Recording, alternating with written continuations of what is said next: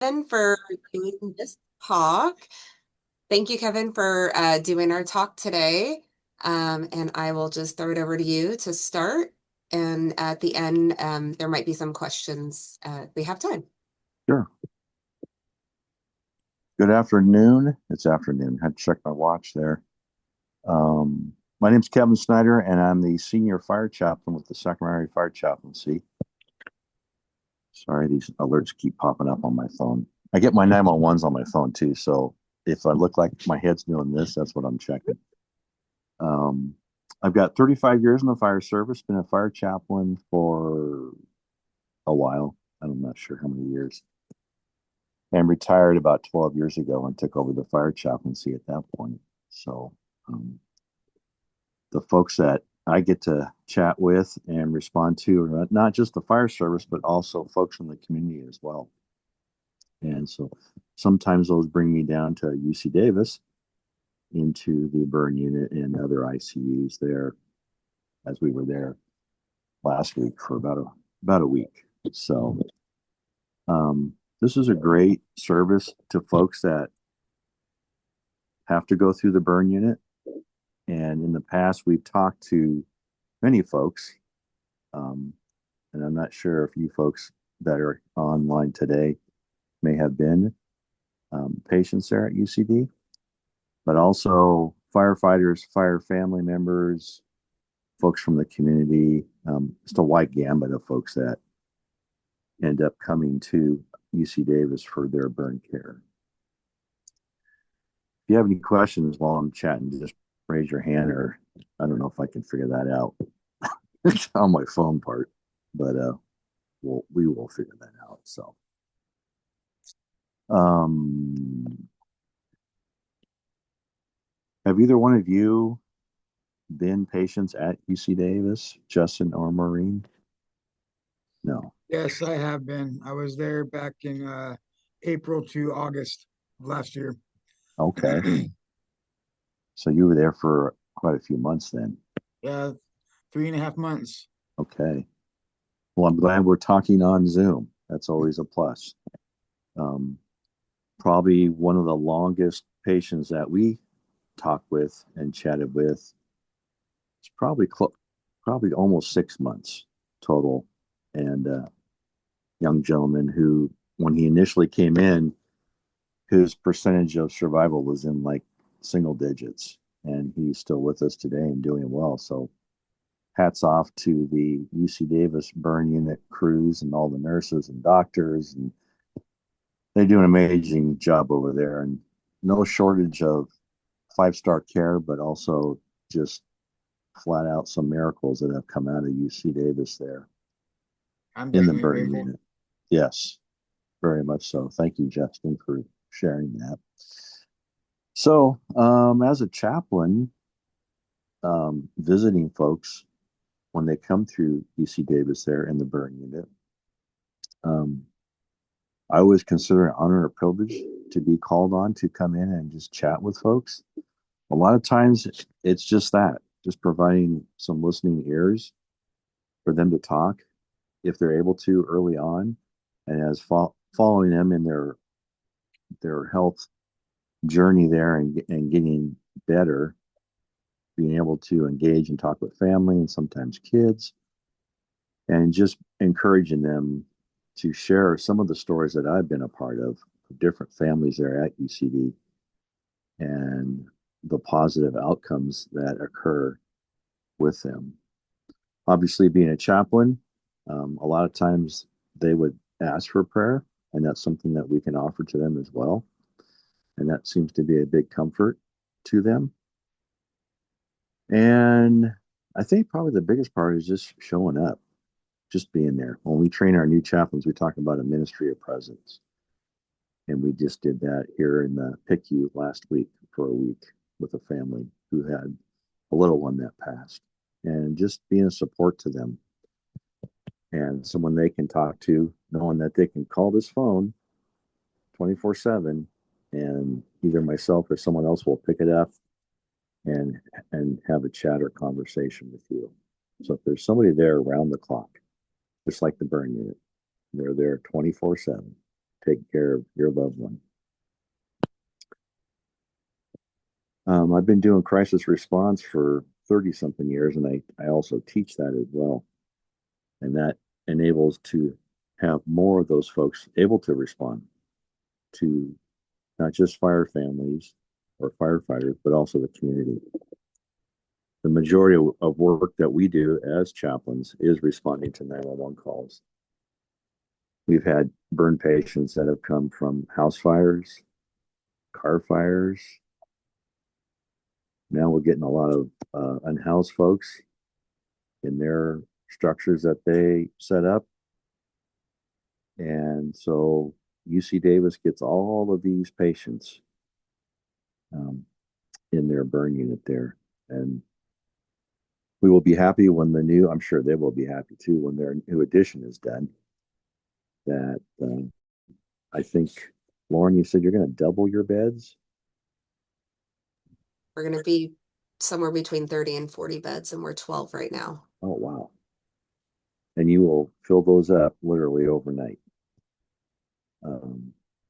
So many needs for that care at that level. So that's amazing. That'll be nice for those that need that care. I had my cheat sheet, and it was, and let's see what else I was going to.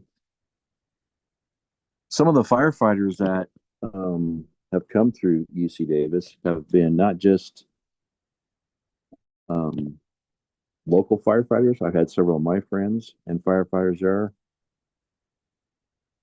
firefighters in the state of California that have come in there. And we've also had firefighters from out of state during the big vegetation fires that occur in our state during the summer times.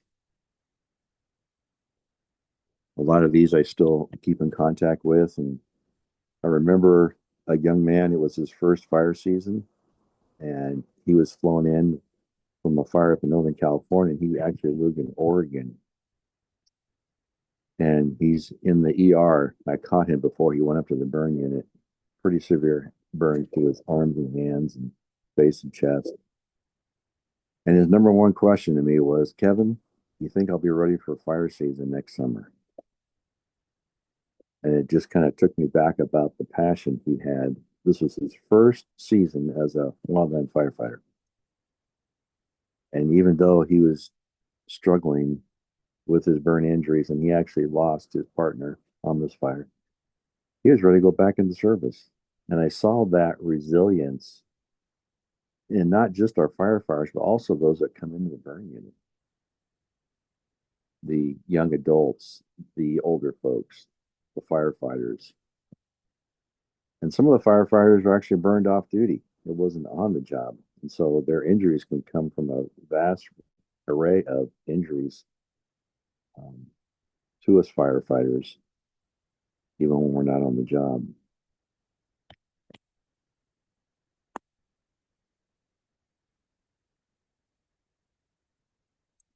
So again, probably the just simple things that we do for burn survivors when they're there at the burn unit is just coming in and giving them a listening ear. Spending time with them, respecting the family's wishes. We don't stay there long because we know rest is like the number one thing for them. And sometimes due to their medical procedures and debriefing and all the things that they have to do, they're constantly on the move. So we try to get down there to see as many as we can and just offer a listening ear and support to them during their critical time when they're healing there at UC Davis. Again, 5-star care. You're not going to find this level of care anywhere here in Northern California. And whenever I talk to a family, whether it's a burn injury or maybe it's a bad vehicle accident or anything that requires that level of care there at UC Davis, I always let them know that they are in the right place and that these folks are going to provide just amazing care in maybe some of their darkest times. And so when Lauren gives me a heads up and What's something nice that we now have here in Sacramento County is our notifications that we receive automatic through our fire dispatch. And that's included and now has upgraded to when we have a civilian that's injured on a fire, any type of fire, not just a firefighter or a fire fatality, which we get sometimes as well, we get a notification. And so sometimes Lauren and Joe Pick, who's the executive director, get texts from me at very odd hours just to let them know that they've got somebody coming in from a fire emergency that may have some burn injuries so that we can fast track them and get them where they need to be as quick as possible. So that's been helpful. Because sometimes it may not just be burns, it could be smoke inhalation, different injuries from a fire. But a lot of the time it is some type of burn injury. So the sooner we can get their folks notified, the sooner we can get them upstairs where they need to get that level of care. So always making the system better, faster, more efficient for our folks, not just in the fire service, but in the community as well. And a lot of folks say, why do you do this job? And like, when I retired, I wanted to keep giving back, and I'm going to keep giving back until I can't no more. And surrounded by a great group, not only at UC Davis, but also at the Firefighters Institute. Their programs are 5-star all the way. And so, um, obviously, I could talk forever about the fire chaplain. So, does anybody have any questions? I would entertain. Go ahead, Rich. Hi, this is Rich. Thank you very much for coming in today. I'm sorry I got delayed in coming in. Um, when you when you considered the time frame that you've been doing this, what has been your biggest challenge, or is there a time when you think I could have done that better? What would that have been? I could have done that better. Yeah. I probably critique myself more than I should. My wife is like my sounding board when I come back from calls, whatever they are, um, because I always want to do better. I don't think we ever get at a point in life where we're doing a job, and I don't consider this a job, of taking it to the next level, and making sure that I'll reach out to the family and ask them just point blank, was there something that we could have done better for you, your loved one, your child, whoever we're responding to? And that's usually a while after. Like I said, we were just in the PICU last week with one of our firefighters, had a little girl who had a super rare disease process, and um, they've moved back down to Manteca where they live, and so we continue to follow that family. And there'll be a time where I'll reach out and ask them on all different levels, um, what could we have done better? Because we can Yeah. always do better, whatever it is. Yeah. In your business, I would think that your performance metric is got is got makes you struggle, and that's why you're such a you're your own critique element, because it's so hard with a family member or with a survivor who's struggling, whether it's civilian or someone in the fire service. Um, you already sense uh, how they are uh, progressing or not progressing, and our role as peer supporters as and Maureen will tell you, it's really hard to just be their supportive coach, knowing you can't, knowing that all the work is on them to Mm-hmm. get better. um, and and I really respect what the role that you've taken on. Thank you. I know when we do a lot of our chaplaincy training, there's a portion of it. It's like what to say and what not to say. And that's so important because people will be well-meaning and want to support you and try to say the right thing. And sometimes you're standing in that conversation and you're trying to keep your inside voice and your so to speak game face on. Yeah. And I tell folks, I go, even this last week, I had firefighters come on and they said, what do I say to the parents? I go, if you don't know what to say, just don't say anything at all. Right. Just be Listen. there, Just right? box. Two ears, one mouth. Exactly. Man, I stumble on that every day. Yeah. Yeah. Exactly. Um, and just being there, just walking up and giving them, we call it in the fire service, the man hug. Um, and yeah, just a ministry of presence, just Yeah. showing up and being there and letting them know if they need anything, Amen. we're here to help. That is terrific. Right. Thank you for your service. Yeah. Yeah. I have a quick question. Do you can you hear me? Yeah. Yep. Do you Yeah. guys or do you recommend, Kevin, what's a way to, or I guess what would you recommend for people to kind of get their minds off things, or to help them relax other than, what they would normally do? Is there something that you recommend? Are you talking while they're in the burn unit Just a or patient's family, I guess. That's, patient's family? anywhere thinking about their loved one, Right. or maybe the patient, worrying in the burn unit, sitting here. We have a lot of patients, that think about their bills and this and that, and Right. kind of need to focus. I just didn't know if there's something that you recommend. Routine is important to do, but it's sometimes when you're in the hospital setting, you can't think about taking care of yourself, and that's super important. One of the simple things that I always mention to a family before we leave a 911 call, or even in the hospital setting, and they kind of stare at you like, "Oh, yeah, I didn't think about that," was making sure one that you're eating and you're hydrating, because if you don't eat regularly and hydrating yourself, and when I talk to my first responders, I say, be careful of the adult beverages. Make sure you're hydrating well, because if you're not feeling your body and brain cannot make any sense of what you're going through, and you can't be a support to your loved one there in the burn unit or wherever they're at. Routine. Um, Again, that's difficult, especially early on with some of these injuries and they're in the hospital setting. Something simple is just walking outside of the hospital and getting fresh air, because you get used to all the smells, the bells, and the whistles in the ICUs, and those get ingrained into your head. Just going outside and changing the picture for 15, 20 minutes and getting some fresh air is huge.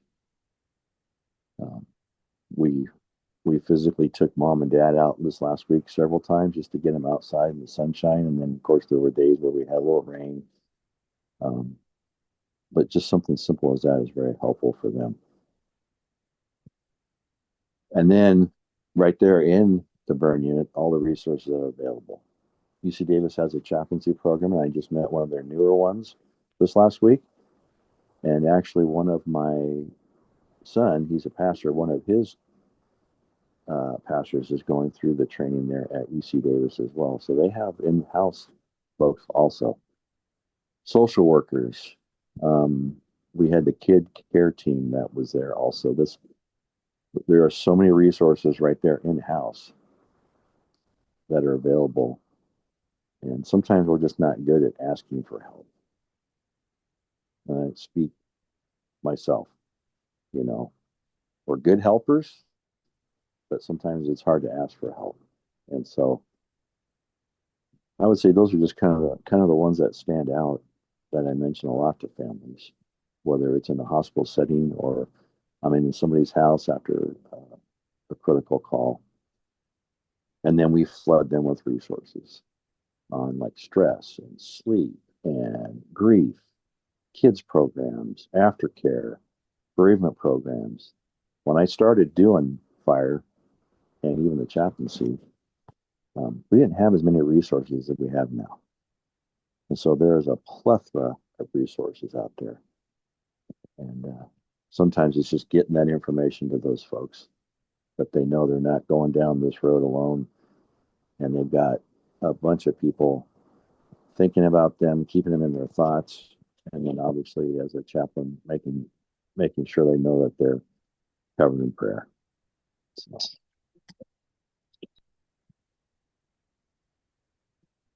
That's really terrific.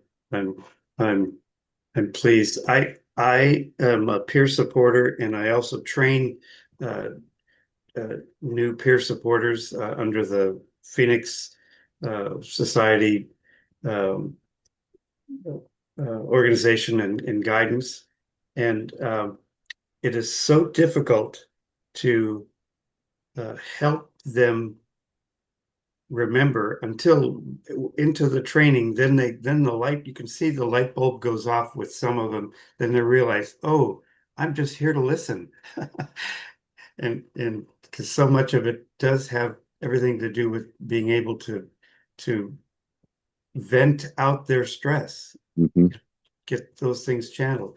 I love the idea of because I too tell them to you're gonna have to be if you're gonna be a peer supporter, you got to be present for them. mm-hmm, You yourself have to be fed and watered, but that if you're not there for them, you're not you're you're not using your full potential. Um, yeah, that's great advice. And Lauren and I see plenty of individuals who hear it in this one ear and then it dribbles out the other side and they forget. I mean, Lauren gives them a journey packet that would say, here, please join us in the monthly peer support sessions and the like, and then they come into clinic and say, this is really bothering me. Who do I talk about? It's like so right. yours is a thankless job, Kevin. No, thank you. I People always ask how much longer I'm going to do it, and I say, well, till I can't no more. And so um, I enjoy my job, no matter what the call comes from or where I'm going to, because we never know what we're responding to. And like you said, Richard, you got to be present, Yeah, 110%. yeah, And this is their tragedy. This is their medical event. This is their dark moment they're going through, and we just need to stand and listen and walk alongside of them as long as they would like us to do that. So yeah. thank That's you thank you for your work that you're doing. Are you local, Richard? yes. Okay. I'm I guess where am I? I'm in Davis, but Okay. but I'm I'm You're in the virtual world. I'm also pretty much everywhere. Um, uh, I do. Kevin, I have a sorry, Rich. Yeah. I have a little question for Kevin. So sometimes I know people will ask, why me, or they'll ask bigger philosophical questions. Maybe when they're around you, or maybe later. How do you like to respond to that? those are always hard questions. One of my favorite Christian artists, um, there's a song that he sings, and one of the verses in basically talks about how the rain falls on the just and the unjust, Mm, and there's a lot of truth to that because you know horrible things happen to great people, and probably the best answer that I can give to them is God knows this whole story. We have no idea. We're along with the ride with them just like they are. And to let them know that God will be there for them can help them get through this horrible situation. And that someday, for those of us that believe, we'll have all the answers. But until then, we just hold on to our faith that will help us get through some of these situations. Because a lot of times, even when I go on 911 calls, we never know what somebody's belief system is. And there's so many belief systems out there too. I'll never be proficient until my last breath on all of them, but I can call somebody that can help me out and give me some backup with specific ethnic groups and their beliefs out there. I don't know if I answered that question, but it can always be a hard question, and I probably hear that more than a lot of the time, especially on 911 calls when I'm called out by fire to a scene, or the coroner's office, or whoever's requesting us, or the hospitals. That why question. Thanks, Kevin. Yeah. Anybody else? See, I reached my 12:31 mark. Does anyone have any other questions for Kevin before we go? Murray, you local in the area as well? I'm in Manteca. Okay. Yeah. Actually, this family that we just spent a week with are from Manteca, Nice. and he's a Sacramento firefighter. Okay. Yeah, just down the road a little Yeah. bit. How about you, Justin? No, I just want to say thank you for speaking. I'm not coming up with any questions. I'm just here to listen and try to absorb information as much as possible. That's a great place to get that information. Are you local in the area as well, Justin? I'm from Lake Tahoe, but I'm down in Southern California right now. Okay. Mhm. Yeah, our UCD burn unit the family is very well represented and spread all across California and outside. So Mhm. Yeah, sorry you can't see me. I'm using the facility I'm at laptop, and for confidentiality reasons, they have the video thing blocked off from so I couldn't get on, unfortunately. well, I'm glad you came on today. We were able to chat. Thank And you, everyone. Thank you. Thank you Thank so you, Kevin. All righty. Bye, Lauren. thanks, Kevin. Bye, much. Valerie. Bye. Bye, Have a everybody. great day. Bye. Thank Thank you. you. Bye.